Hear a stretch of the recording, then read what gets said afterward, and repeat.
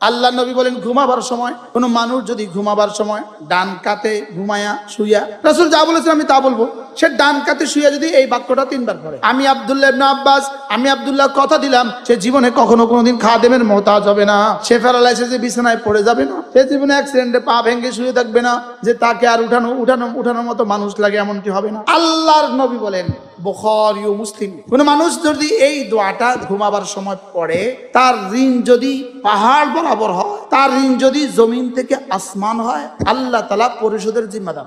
আরেক হাদিসে বুখারী ও মুসলিম আল্লাহর নবী বলেন, কোন মানুষ যদি ঘুমাবার সময় কালিমাগুলো পড়ে, সে ওই রাতে মরবে না, যদি মরে তাহলে মাতা আলাল ফিতরা, সে ইসলামের উপরেই মরবে।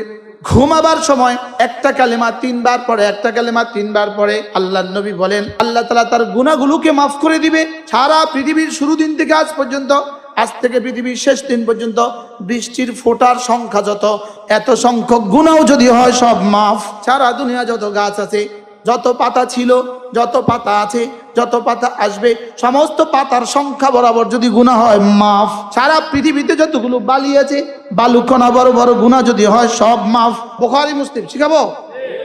আল্লাহ নবী বলেন, কোন মানুষ যদি ঘুম থেকে উঠার পরে এই শব্দগুলো বলে, এই শব্দগুলো বলে যদি যেই দোয়া করে এই দোয়া কবুল। ঘুম থেকে উঠাই শব্দগুলো বললে কি আল্লাহ এমপি বানাই দাও। রাসূল বলছেন যেই দোয়া করে এই দোয়া কবুল।